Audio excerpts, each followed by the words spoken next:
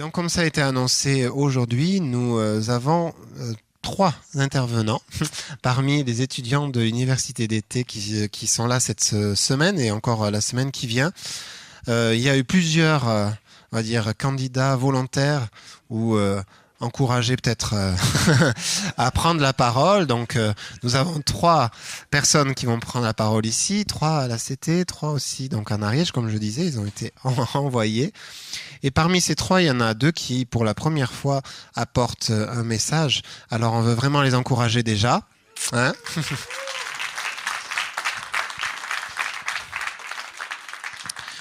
Donc, je vais simplement les présenter, mais ils diront eux-mêmes un peu leur histoire. Donc, nous avons Lino d'Orléans. Bienvenue.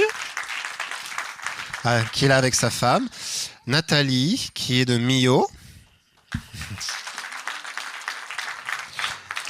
Et puis une autre Nathalie qui nous vient d'Avignon. Alors soyez bénis, encouragés, et nous ouvrons tout grand nos cœurs à recevoir cette parole. Donc c'est Lino qui commence. Soyez bénis dans la paix du Seigneur. Alors je vais vous faire une petite introduction. Ma vie chrétienne, elle est similaire à un moteur diesel. C'est-à-dire au départ, j'ai commencé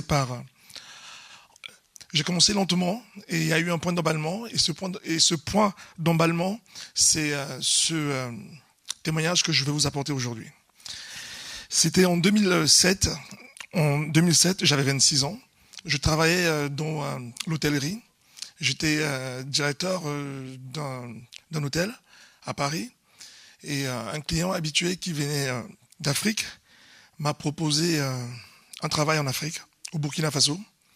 Et en fait, il souhaitait construire un complexe hôtelier au Burkina.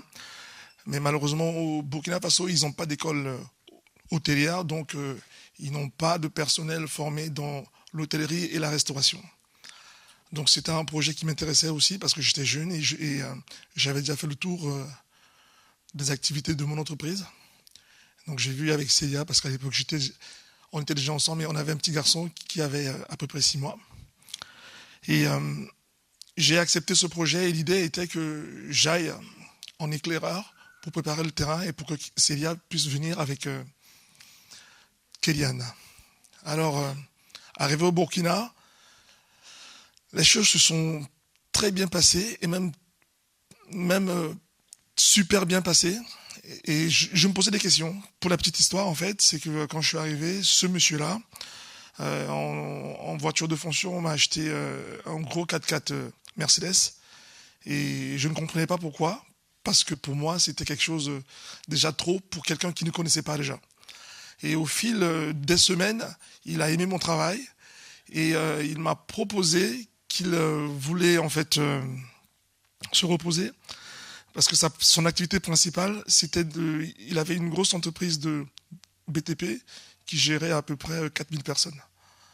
Et je le fréquentais en fait très souvent puisqu'on travaillait en fait ensemble et on était très souvent tous les jours sur ce chantier hôtelier et on faisait le point tous les dimanches midi dans un très grand hôtel de la place. C'était l'hôtel Sofitel. Et il s'est passé plusieurs événements en fait quand j'étais avec lui. Par exemple, un jour en fait on était en train de déjeuner. Il y avait une table à côté. C'était une grande table d'une dizaine de personnes. Et il y avait une femme assez imposante à table. Elle s'est levée et elle est venue à notre table et elle lui a dit bonjour. Et quand cette dame est retournée à sa table, il m'a dit, tu sais, cette dame, c'est l'ambassadrice du Burkina aux États-Unis. On était dimanche. Hein. Il me dit, mercredi, elle passe ministre, mais elle ne le sait pas. Pour la petite histoire, je me suis dit, bon, on verra bien mercredi. Je vais acheter le journal local et je verrai bien. Et effectivement, mercredi, j'ai acheté le journal et cette femme, elle est passée ministre. Il avait quand même une certaine mainmise en fait dans la capitale. Il connaissait beaucoup de personnes dans le gouvernement. Et j'ai commencé aussi à trouver qu'il avait, au-delà de l'aspect en fait professionnel, il voulait s'incruster dans ma vie et je ne lui permettais pas en fait. Parce que tous les dimanches, quand il venait me chercher pour qu'on aille déjeuner, il savait très bien que je sortais de l'église et il me posait souvent des petites questions qu'il trouvait drôles, mais que moi, je commençais en fait à le sentir. Il me demandait par exemple pourquoi j'aime trop aller à l'église comme ça. Je lui ai dit, c'est parce que c'est le centre de ma vie. Et je ne donnais pas, je ne lui permettais pas qu'il ait accès à ma vie privée, qu'il la dirige, mais que notre relation reste juste au niveau professionnel. Et donc, au fil des semaines, l'hôtel était en phase de finition. Il a dit qu'il voulait me voir. Nous sommes allés dans son bureau et il m'a dit il m'a demandé si je me souviens de ce qu'il m'a dit un jour, qu'il pensait vraiment se reposer et qu'il voulait vraiment que je m'occupe de toutes ses affaires parce que il a fait le point et il voit que je suis assez performant. Et il m'a dit écoute, je vais te présenter en fait ma famille. Et donc la semaine qui suivait, il m'a présenté sa famille, c'était ses tantes. Et j'ai remarqué qu'en fait que ces tantes, bon, pour ceux qui ne connaissent pas l'Afrique, ça va peut-être être surprenant pour vous, mais ceux qui connaissent l'Afrique, ils vont comprendre un petit peu. Ces tantes avaient ce petit doigt coupé. Et toutes avaient la même bague. Et mon patron aussi avait le même doigt coupé et la même bague. Donc le Seigneur a commencé à me mettre des trucs dans la tête pour que je me concentre, en fait, pour que je sois éclairé à tout ce qui m'entoure, en fait.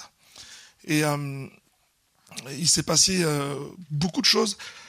Pour la petite histoire, avant que j'intègre la maison qu'il avait construite pour moi, j'étais logé à l'hôtel. Et dans cet hôtel-là, il y avait un Français qui était aussi au Burkina pour des affaires et qui connaissait bien le Burkina et qui venait souvent et il connaissait bien mon patron. Donc un dimanche après-midi dans la piscine, on a sympathisé et il m'a demandé tu es dans quelle loge? J'étais surpris. Je lui ai dit de quoi tu parles? Il dit bon, vas-y, je t'ai vu avec monsieur Mohamed. Moi aussi, je suis franc-maçon. Dis-moi dans quelle loge tu es. En fait, il ne m'a pas cru que j'étais dans aucune loge. Il a cru plutôt que je ne voulais pas me dévoiler. Et c'est là où j'ai commencé à me poser beaucoup de questions. Et donc un jour est venu où il m'appelle, encore dans son bureau, et il me dit qu'il est prêt à tout arrêter et à me laisser en fait la main, mais à condition que je vienne dans sa réunion. J'ai fait comme si je ne voyais pas ce qu'il voulait dire, parce que vu les relations qu'il avait, je ne voulais pas lui donner un nom facial, en fait un nom de face, pour pouvoir, malheureusement peut-être payer le prix. Donc je lui ai dit que j'allais réfléchir. Et dès que je suis sorti de son bureau, j'ai demandé à mon chauffeur qui m'amène à l'agence Air France de la capitale. Je suis allé acheter un billet d'avion au retour. Et quand je suis sorti de l'agence, il m'a appelé, il m'a dit « Tu pensais que tu allais sortir du Burkina sans que je le sache ?» En fait, il a su, par qui, je ne sais pas, que j'étais en train de m'enfuir. Et c'est là où a commencé mes tribulations. Et je lui ai dit, maintenant, je rentrais à Paris pour passer juste un week-end avec Célia et Kéliane. Et pour la petite histoire encore, quand je lui parlais de ma femme et mon fils, il me disait, mais laisse-la à Paris, on lui enverra l'argent qu'elle veut, moi je vais te trouver une femme ici. En fait, c'était complètement décalé tout ce qu'il me racontait. Et je crois qu'il a pensé que tout le plateau qu'il me présentait, que j'aurais accepté en fait. Et moi, dans mon cœur, je n'ai eu à aucun moment un doute de ce que je suis. Et c'était aussi dû à l'éducation que ma mère nous a donnée. Donc, ce qui s'est passé, c'est que quand j'ai reçu en fait son coup de fil, son bras droit, qui est directeur technique de sa société de bâtiment, m'a appelé aussi. Il a commencé à me menacer. Il m'a dit sache que si tu sors de ce pays, tu sortiras les pieds devant. Et Je suis retourné là où j'étais logé, parce qu'il m'avait déjà, en fait, la maison où j'allais habiter était finie et construite. Et j'ai compris que dans cette maison, il y avait des cuisiniers, des jardiniers. En fait, c'était tous ces espions. Ils me disaient, en fait, ils leur reportaient en fait tous mes mouvements. Et en fait, et pour les petites histoires, je n'avais aucun mouvement puisque je partais que du travail à la maison, de la maison au travail. Et quand je suis rentré à la maison avec le chauffeur, l'esprit m'a fait comprendre qu'il fallait que je fasse confiance au chauffeur. Et sincèrement, ça a pris un tiers de seconde. Je n'ai pas été cartésien, je ne sais pas pourquoi j'ai eu ça en moi, mais j'ai reçu, fais confiance au chauffeur. Et donc, dans la maison, j'ai appelé le chauffeur, je lui ai expliqué ce que je vivais avec mon patron, et je lui ai dit, j'ai une idée. Et franchement, toutes les idées que j'ai eues, c'est après que j'ai compris que ça ne venait pas de moi, parce que c'était trop rapide c'est-à-dire pour appeler à la réflexion et trouver une décision. Donc l'idée que j'ai eue dans la maison, c'était de donner à chaque membre, à chaque employé de l'argent pour qu'ils aillent me faire une commission. Et ça a fait qu'ils sont tous sortis de la maison. Et j'ai pu rentrer dans ma chambre, faire mes sacs, et descendre et mettre mes sacs dans la voiture. Et fermer ma chambre à clé, parce que si la femme de ménage rentrait dans ma chambre, elle aurait su que j'ai fait le ménage et elle aurait peut-être appelé mon patron. Donc quand ils sont revenus de la course, je leur ai demandé de poser les courses sur la table et je leur ai fait croire que j'allais au travail. Je suis donc ressorti et j'ai tenté de m'enfuir. Le premier réflexe, comme tout Français, c'est aller à l'ambassade française. La consul, connaissant le personnage, et j'ai compris aussi beaucoup de choses après, elle m'a dit, mais non, que M. Mohamed, il n'est pas comme ça, c'est lui qui a construit notre école française. Donc j'ai compris en fait qu'elle n'était pas prête à m'aider.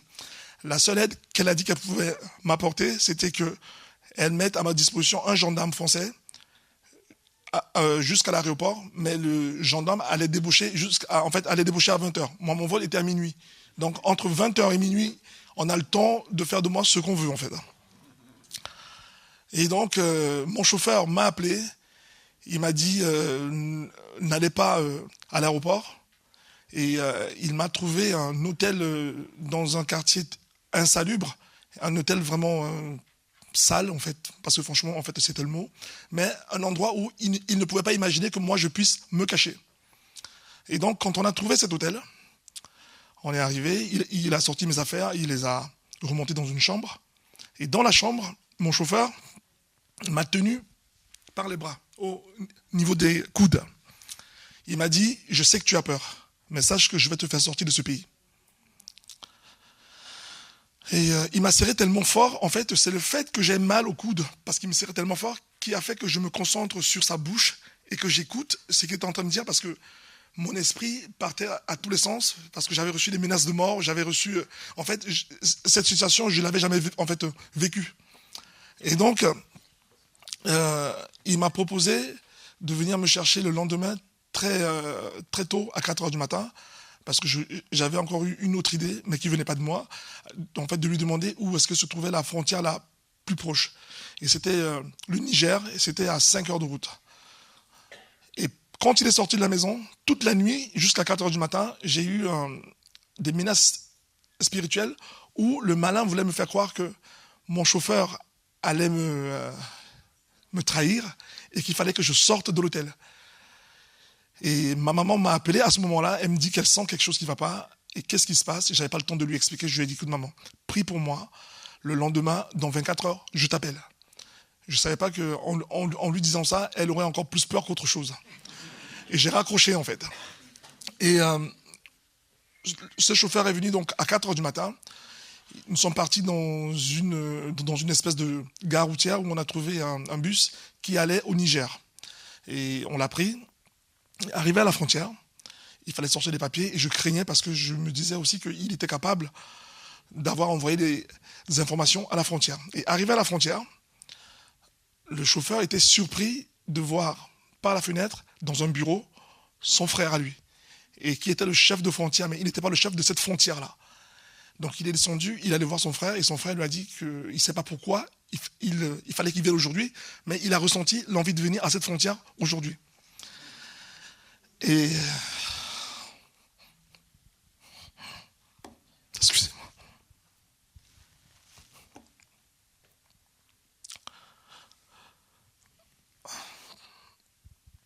Et son frère, qui était chef de poste, a dit effectivement qu'ils ont reçu un mail et mon identification.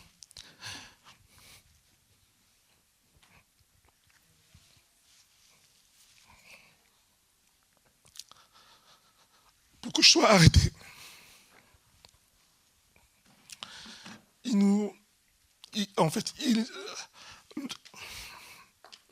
Merci. Il nous a fait passer, en fait, à la frontière.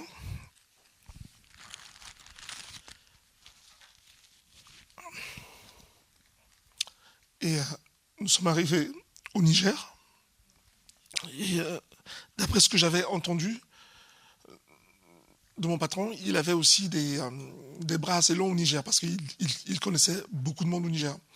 Donc je ne voulais pas rester longtemps au Niger. Donc arrivé au Niger, malheureusement à l'heure où je suis arrivé, ils m'ont dit que l'avion Air France est parti la veille, et le prochain avion pour la France, c'était dans 4 jours. Et je ne voulais pas rester au Niger. Donc je me suis baladé dans la capitale, qui s'appelle Niger aussi. Et j'ai trouvé une agence de voyage indienne. Sincèrement, dans des ambiances normales, jamais j'aurais mis mon pied dans cette agence. En fait, c'était une agence qui ne ressemblait pas à une agence. Ils avaient un ordinateur avec un écran à tube, c'est-à-dire des trucs qu'on ne voit plus jamais, en fait, qu'on ne voit plus. Mais j'ai été conduit par l'esprit de rentrer dans cette agence-là. Donc je rentre dans cette agence. Il parlait anglais, mais avec un accent très fort. Je ne comprenais rien du tout. Je leur ai dit, I want to go to France. Do you have a ticket? Et il m'a dit que non, ils ne font pas des gros trajets comme ça. Ils ont des billets d'avion de temps en temps, mais c'est interne en fait en Afrique. Donc je lui ai demandé, mais vous avez quoi comme billet? Ils ont dit, le seul avion qu'ils ont aujourd'hui, et ce soir à 22h, c'est un avion, c'est des billets pour la Libye. Et moi, je voulais rien savoir. Moi, il fallait absolument que je sorte du Niger. J'ai pris le billet pour la Libye. Et ce soir-là, donc, j'ai voyagé pour la Libye. Et ensuite, de la Libye, j'ai trouvé un vol pour la France. Et quand je suis arrivé en France, j'étais très choqué et très énervé pour ce qui m'arrivait, parce que j'estimais que je n'avais rien fait, en fait, si ce n'est d'accepter un poste et de faire ce dont le contrat me demandait de faire. J'ai rappelé mon chauffeur, avec qui nous sommes toujours restés en contact pendant longtemps. Je lui ai dit, dis-moi, j'ai une question à te poser. Tu sais, la fois où tu m'as ramené dans cet hôtel, en fait, insalubre, tu m'as tenu par la main, tu m'as parlé. Il m'a dit, patron, comment je peux vous faire ça? Comment je peux vous toucher? En fait, il ne se souvenait pas de m'avoir parlé, en fait. Et mon pasteur donc, de l'époque m'a dit, je savais déjà qui me parlait, mais je voulais être sûr. Il m'a dit que j'espère que tu sais qui te parlait à ce moment-là. Et j'ai compris que c'est Dieu qui me parlait, à travers lui. Et c'était ça que je voulais en fait vous apporter aujourd'hui comme message. Et le verset biblique qui est vraiment lié à ce que j'ai vécu et que je ressens de partager avec vous, c'est le psaume 34, verset 19. C'est écrit, le malheur atteint souvent le juste, mais l'Éternel en délivre toujours.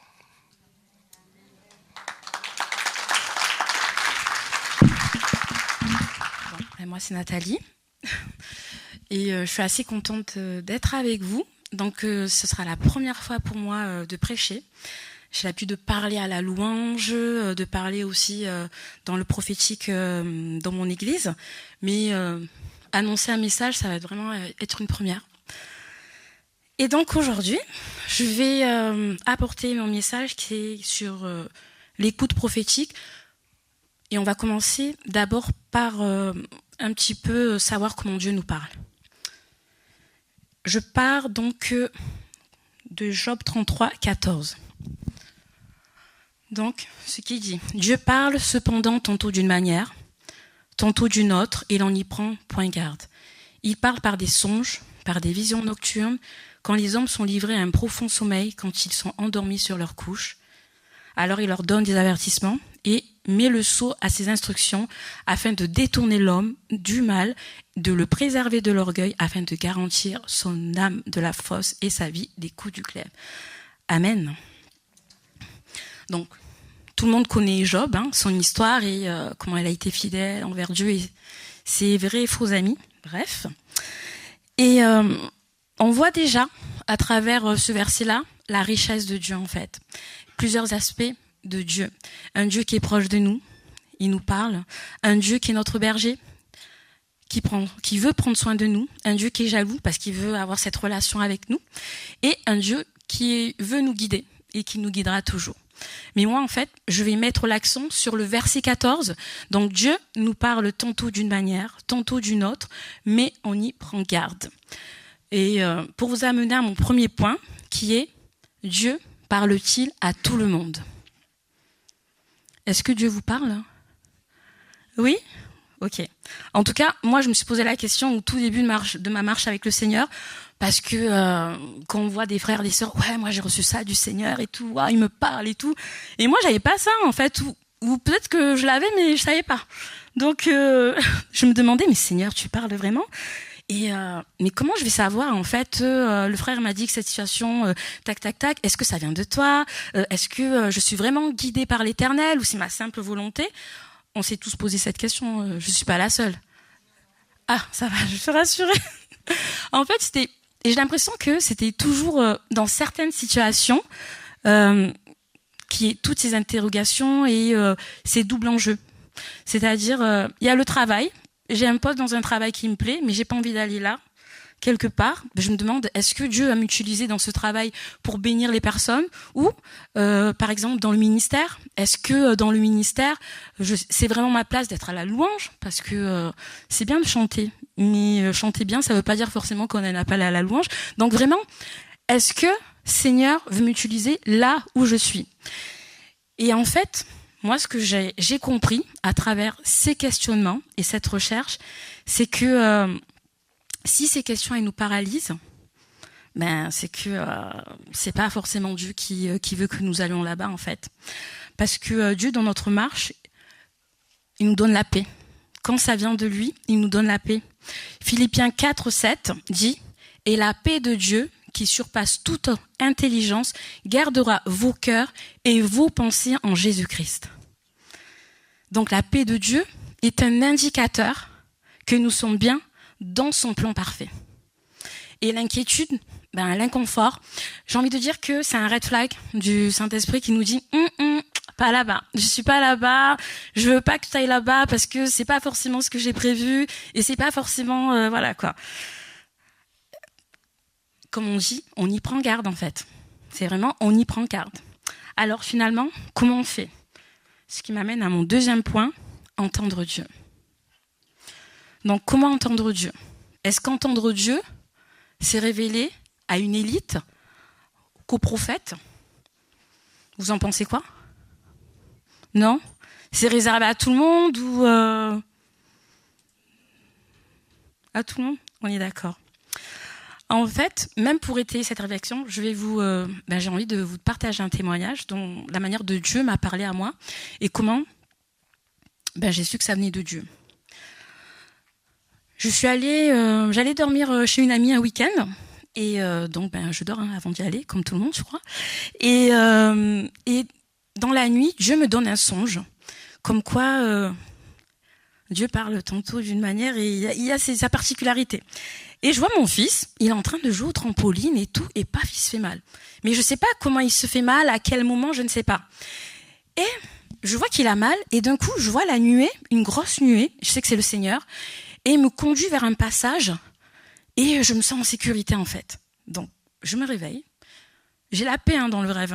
Un rêve qui donne, quand vous dormez et que vous réveillez que vous n'avez pas la paix, ça ne vient pas de Dieu.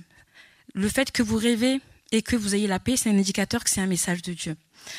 Donc, je me réveille, je dis, oh, Seigneur, ça veut dire quoi en fait? Qu'est-ce que tu as voulu me dire? Parce que je sais pas. Bon, je vais quand même chez mon amie, et effectivement, elle a un trampoline. Et effectivement, mon fils va sur le trampoline, Et son fils, en sortant, il avait oublié de mettre vous savez, le zip là pour la sécurité, pardon. Et mon fils, il savait pas en fait. J'ai pas de trampoline chez moi, donc il sait pas vraiment faire. Il tombe par terre. Il y a du gravier, quelque chose comme ça qui est dur. Il veut se réceptionner sur le bras et il se casse le bras. Voilà. Donc ça, c'est la douleur. Donc je me suis dit, ok. Après, bon, vous savez, hein, les urgences, le plâtre, enfin voilà. Et ça m'a fait réfléchir. Je me dis, c'est pas le Seigneur qui voulait pas que j'aille là-bas parce qu'il m'avait pas prévenu que mon fils il allait se faire mal. Vous en pensez quoi? Est-ce que c'était un avertissement du Seigneur? Est-ce qu'il m'a pas prévenu en avance? Oui? D'accord, on est d'accord. Donc je vais étayer ça avec Amos 3 verset 7. Il est écrit, car le Seigneur l'Éternel ne fait rien sans avoir révélé son secret à ses serviteurs les prophètes. Donc, Dieu, c'est un Dieu du présent, du futur, et il révèle vraiment les choses du futur et du présent. Quand Dieu parle, et si on est disposé à l'entendre, il parle à chacun de manière particulière et selon la sensibilité de chacun. Dieu n'utilisera pas quelque chose qu'on ne comprendra pas pour nous parler. Du moins, on peut comprendre si on y prête vraiment attention, mais la majorité du temps, Dieu va utiliser des choses qui vont nous parler et vers lesquelles on pourra faire attention. Et plus on va se rapprocher de lui, et plus on va discerner sa voix de notre âme et de celle de l'ennemi, comme nos pensées influencées, comme je viens de dire. Donc Jean 10, 27 dit « Mes brebis entendent ma voix, je les connais et elles me connaissent. » Donc, évidemment, quand on va passer du temps avec le Seigneur, on va arriver à discerner sa voix, qu'on va se mettre à part pour lui. Parce que Dieu, il parle comment? Il parle par des songes, par des rêves, par des odeurs parfois, par des ressentis, de manière audible. Alors moi non, j'ai pas encore eu ça. Et parfois par notre voix intérieure, que je peux dire même le Saint-Esprit. Dieu, il désire avoir cette intimité avec nous. Il désire que chacun de nous en puisse, il désire révéler à chacun de nous en fait ce qu'il a prévu. Alors on peut tous prophétiser. Est-ce que vous êtes d'accord avec ça? Oui? Ok. 1 Corinthiens 14, verset 1, l'apôtre Paul nous dit « Aspirez au don spirituel, mais surtout celui de la prophétie. » Quand nous prophétisons, c'est le désir de Dieu. C'est se mettre à part pour l'écouter et c'est son cœur de passer du temps avec nous comme nous le faisons, avec nos enfants, avec notre famille, avec notre mari, en fait avec les personnes qui sont importantes pour nous, sachant que Dieu, il doit être la personne la plus importante. Vous êtes d'accord avec ça? Amen. Donc, merci. C'est ce qui m'amène à mon dernier point. On va passer à l'action. Est-ce que, oui, on pourra faire on va voir pour faire un petit exercice prophétique, si vous êtes d'accord, bien sûr. Vous êtes d'accord? Ok, super. Non, parce que j'ai pas bien entendu, c'est pour ça. Donc, avant d'apporter une parole à quelqu'un, il faut comprendre ce qu'est une parole prophétique et comment elle doit être apportée. Alors, je vous invite à aller dans 1 Corinthiens 14, verset 3. Ça va être affiché. Celui qui prophétise, au contraire, parle aux hommes, les édifie, les exhorte, les console. Donc, la parole prophétique, elle est là pour édifier, ce qui veut dire apporter une parole qui raffermit. Elle doit aussi exhorter, ce qui veut dire une parole qui encourage. Elle doit consoler, donc ça veut dire une parole qui apporte du réconfort. Dès lors qu'on n'est pas dans ces principes, la parole, en fait, c'est pas le désir de Dieu de juger. Mais cela ne veut pas dire que Dieu ne reprend plus, comme autant, mais plus comme autant des prophètes dans l'Ancien Testament. Il est vrai que les prophètes dans l'Ancien Testament, c'était pas pareil, quand même. Il y avait, quand ils arrivaient, il y avait un message, vous savez. Et pour citer mais vraiment qu'un prophète, parce qu'il y en a plein, je vais prendre Élie. Donc Élie, c'est fort quand même. Il va devant Achab et il lui dit l'Éternel est vivant, le Dieu d'Israël dont je suis le serviteur, et il n'y aura ces années ni rosée ni pluie sinon à ma parole. Pendant 3 ans. Je ne sais pas si vous imaginez que là, il pleut plus pendant 3 ans. L'herbe, il n'y a plus d'herbe en fait. C'est, je sais pas, l'eau c'est la vie. Hein. Donc c'est dans ces contextes que le peuple d'Israël s'est éloigné de Dieu. Et Dieu, comme il n'y a pas le Saint-Esprit, comme on l'a maintenant grâce à Jésus qui est mort à la croix, il est obligé d'envoyer ses prophètes pour leur dire mais revenez, arrêtez-vous, repentez-vous, je suis un Dieu, je vous aime. Les autres c'est pas des vrais dieux, moi je suis le Dieu de vos pères, je suis le Dieu qui est vivant. Donc c'est vraiment dans ce contexte-là que les prophètes allaient. Donc aujourd'hui, bien sûr, hein, on est sous la grâce par le sacrifice de Jésus-Christ à la croix qui a accompli la loi pour nous une seule fois, mais ça, je répète, mais ça ne veut pas dire que Dieu ne reprend plus. Il reprend de manière différente, mais il reprend toujours. Parce que la grâce ne veut pas dire faire n'importe quoi. Donc, avant de faire l'exercice, j'aimerais donner encore un petit témoignage. Moi, dans mon église, en fait, comme j'ai dit, j'ai pu faire une formation prophétique avec parce que ma pasteur est un ministère prophétique. Et c'est tellement bénissant de se concentrer pour entendre le Seigneur et de savoir comment il me parle à moi et comment il nous parlait individuellement et de pouvoir apporter cette parole qui va encourager.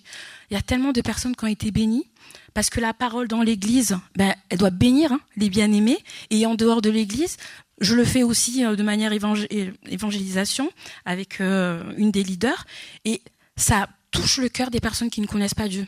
Comment un Dieu qui est tellement loin, il peut les connaître parce qu'eux ne le connaissent pas. Et ça produit quand même un raisonnement, ça conduit une réflexion. Et au fur et à mesure qu'on se rendait tous les premiers mardis du mois au café prophétique, il y avait des habitués qui venaient. Et ça permettait un échange. On semait la parole de Dieu, on semait l'amour de Dieu. Je vous invite vraiment, vraiment, vraiment à semer. Amen. Donc là, si c'est possible, je peux faire un petit exercice prophétique, pas très longtemps. Alors, je suis en train de calculer. C'est compliqué de calculer. Si vous êtes 2-3, peut-être vous vous mettez ensemble et voilà, pas rangé, sans se déplacer. Et moi, je vous invite à fermer les yeux, à faire vraiment le vide en fait, stopper les pensées et demander à Dieu comment il veut bénir la personne à côté de vous au travers d'une parole d'encouragement, une parole d'exhortation et une parole de consolation. Peut-être que vous allez recevoir une image, un mot, une couleur, un sentiment.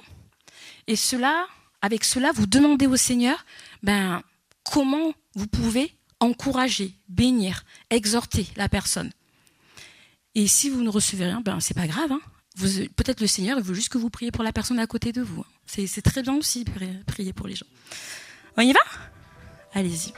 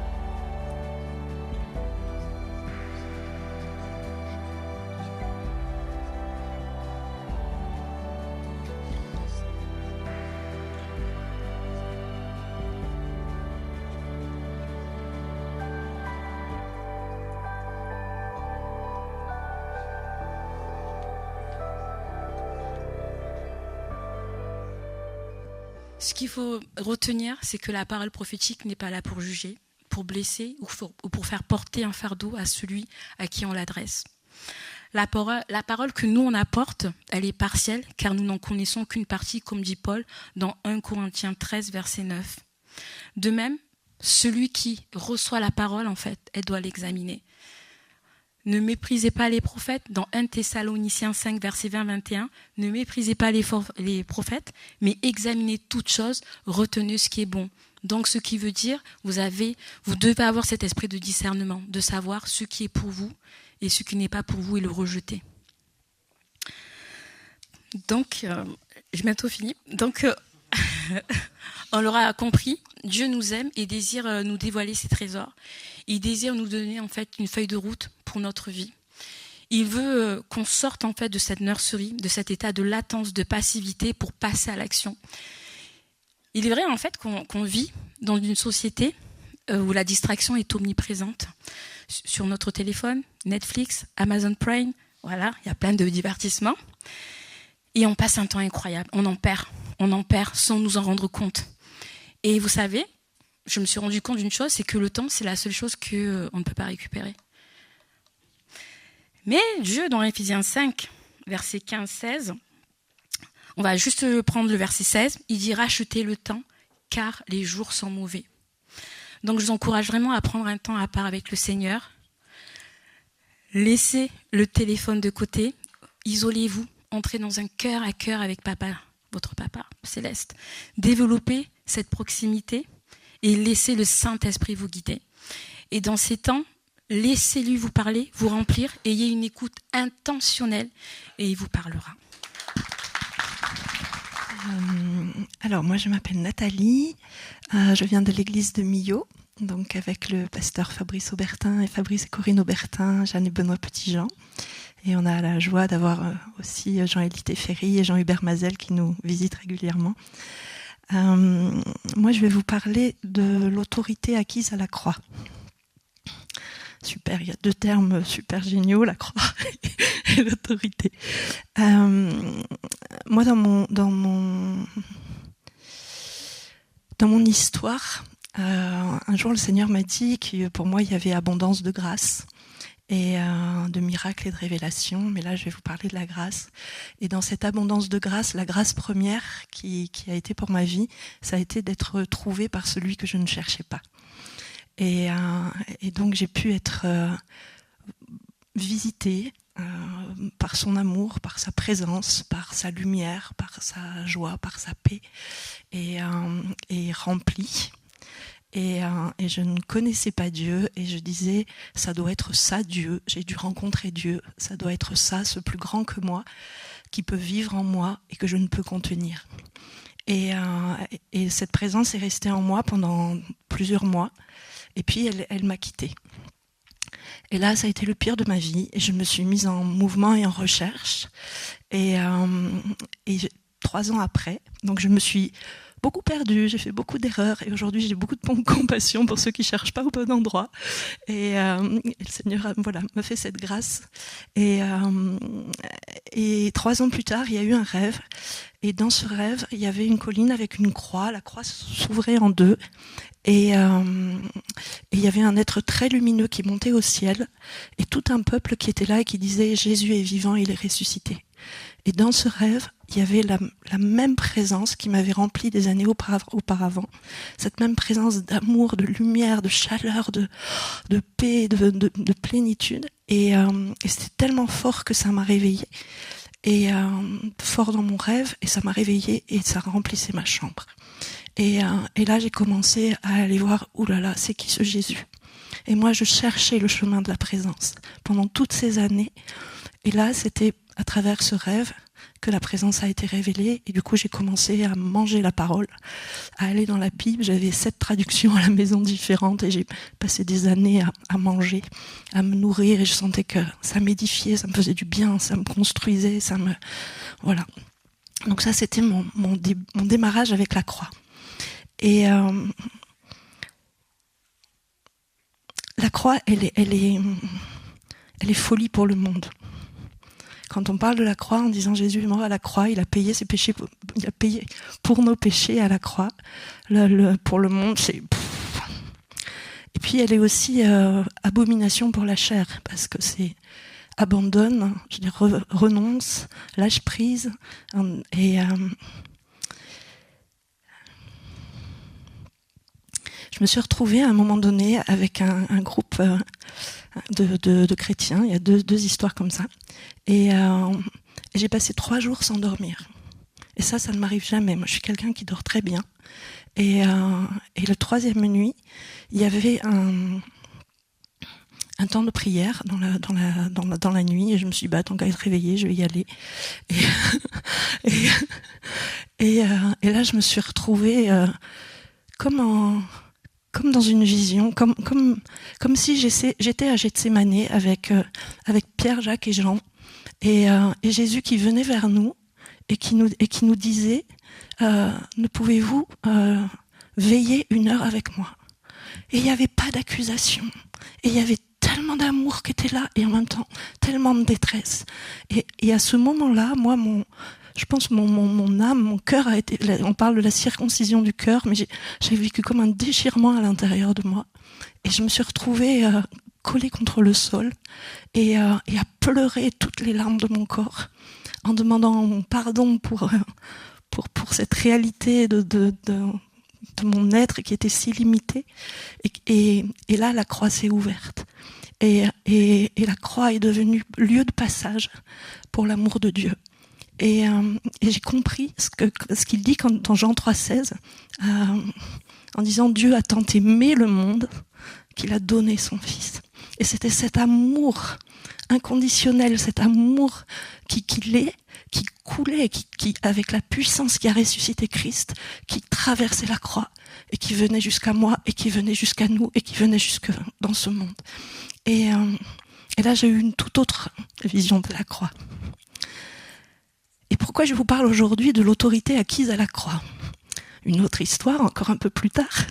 Je suis avec un autre groupe de personnes, une amie qui revient des États-Unis et qui rejoint un couple pastoral, des amis à elle qui m'invitent à venir. On est en Auvergne. Le matin, je me prépare. Non, déjà le matin, avant de me préparer, je me réveille. Et au moment du réveil, je vois dans l'esprit là, une croix qui se replie dans l'esprit et pouf, un bâton qui tombe. Et c'était tellement véritable que j'avais l'impression que dans ma chambre, il y avait un bâton qui était en bas de la fenêtre. Et je me suis levée, j'ai regardé et il n'y avait pas de bâton. Je suis allée déjeuner et quand je suis revenue, je regardais par la fenêtre donc, de ma chambre et je vois une personne qui marche sur le petit sentier juste derrière, qui se baisse et qui ramasse un bâton. Et ça m'a fait J'ai ouvert la fenêtre, j'ai dit, le bâton que tu as là, tu le ramènes avec toi. Et on prenait du temps le matin pour prier. Et du coup, ce bâton a fait le tour de chacun de nous, on était une quinzaine. Et la pensée, c'était vraiment de recevoir l'autorité qui nous était acquise à la croix. Et on est monté dans un niveau d'autorité dans la prière, où ça fait partie des moments où moi, c'était vraiment très intense, et pour tous.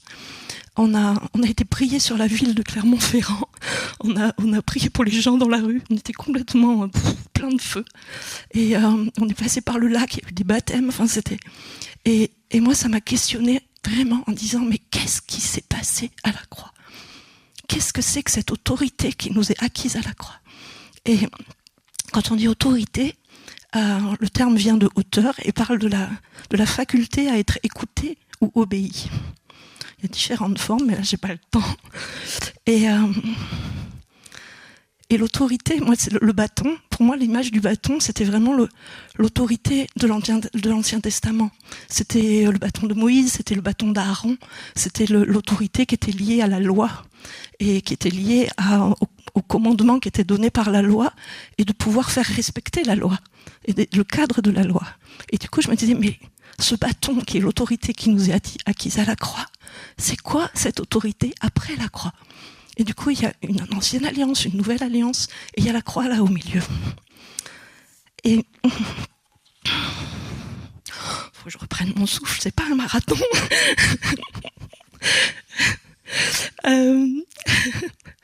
Du coup, j'aimerais qu'on lise ensemble Éphésiens 2, de 1 à 6. Et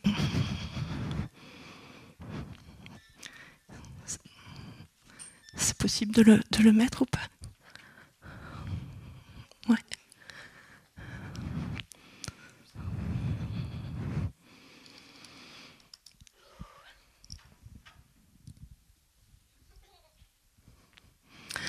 Quant à vous, vous étiez morts à cause de vos fautes et de vos péchés, que vous pratiquiez autrefois conformément à la façon de vivre de ce monde, conformément au prince de la puissance de l'air, de l'esprit qui est actuellement à l'œuvre parmi les hommes rebelles. Nous tous aussi, nous étions de leur nombre. Notre conduite était dictée par les désirs de notre nature propre, puisque nous accomplissions les volontés de la nature humaine et de nos pensées, et nous étions par notre condition même destinés à la colère, tout comme les autres. Mais Dieu est riche en compassion, à cause du grand amour dont il nous a aimés. Nous qui étions morts en raison de nos fautes, il nous a rendus à la vie avec Christ. C'est par grâce que vous êtes sauvés. Il nous a ressuscités et fait asseoir avec lui dans les lieux célestes en Jésus-Christ. C'est notre position aujourd'hui. C'est là où nous sommes. Je voulais lire un autre passage, Colossiens 1, 12, 18, et du coup il a été lu au tout début, donc je vais pas le relire. Et mais Christ est assis à la droite du Père, et Christ est la tête du corps. Et est-ce que vous avez déjà vu une tête qui soit à un autre endroit d'où est le corps? Okay? Nous sommes le corps de Christ. Si nous avons reconnu Christ par la foi, nous sommes dans son royaume, nous sommes dans son corps. D'accord? Et là où est la tête, là est le corps. On n'est pas séparés. Et du coup, Dieu l'a ressuscité d'entre les morts et l'a fait asseoir à sa droite. D'accord? Dans ce lieu d'autorité. Et nous sommes assis avec lui parce que nous sommes ensemble son corps. Ensemble. Ok. Et à partir de ce lieu-là, nous avons autorité. Parce que c'est par délégation, parce que nous sommes héritiers, parce que nous sommes légitimes en tant qu'enfants. Ok. Et l'autorité que nous avons sur la terre, elle est appelée à être manifestée sur la terre pour que son royaume vienne. Mais c'est une autorité d'amour. C'est l'amour qui siège sur le trône de la justice. On n'est plus du tout avec l'histoire de la loi. On est dans une autorité d'amour. Il y a la justice. Par la foi, celui qui croit fait partie du corps. D'accord ? Ça, c'est la justice de Dieu.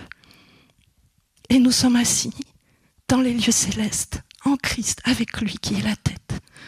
Et nous sommes appelés à manifester son amour sur la terre. C'est notre appel.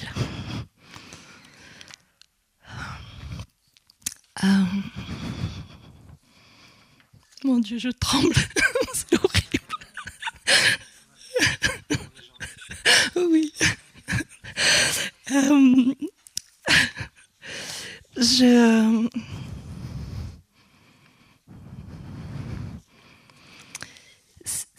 C'est un commandement. J'en remets une couche avec l'amour, mais c'est vraiment un commandement d'amour que Jésus nous a laissé. Là où avant il y avait la loi et le cadre de la loi et l'autorité liée à la loi, aujourd'hui, ce commandement d'amour que Jésus nous a laissé, c'est aime Dieu plus que tout et ton prochain comme toi-même. Et il y a de l'autorité dans l'amour. Il y a de l'autorité dans l'amour. C'est cette puissance qui est passée par la croix, qui a ressuscité Christ. C'est la puissance qu'il y a dans l'amour. Je vous encourage si vous voulez, déjà si quelqu'un a envie, avant qu'on fasse cette proclamation, de saisir le bras de l'amour et de venir répondre à cet appel qui coule de la croix, cet amour qui coule de la croix pour toi. Vraiment, je t'invite à venir ici. Je t'invite à venir et à saisir ma main et par cet acte-là, de pouvoir dire, je dis oui. Je dis oui, je saisis l'amour par la main et je dis oui. La main, elle reste là et en même temps, elle est disposée à accueillir. Et en même temps, pour tous les autres, je vous encourage à répéter après moi et vraiment de faire une proclamation de « Nous sommes assis ensemble par la foi. Avec Christ dans les lieux célestes, à la droite du Père. le lieu de l'autorité. C'est là que je me tiens. C'est ma place en tant que fils ou fille, héritier ou héritière du royaume. Je fais partie du corps de Christ, qui est la tête, et j'ai à ce titre autorité sur la terre pour que son règne vienne, que sa volonté soit faite. Son autorité est mon autorité. Louons-le. Alléluia. Et comme nous l'a partagé Nathalie, on reste à l'écoute puisque Dieu parle d'une manière, il parle d'une autre. Alors on reste à son écoute, que ce soit pas juste un exercice de 3 minutes, mais que ce soit l'ensemble de notre vie. Et c'était le but bien sûr de Nathalie. En faisant ce petit exercice, c'est de nous donner envie et d'en vivre davantage encore. Alors merci, soyez bénis, bon dimanche.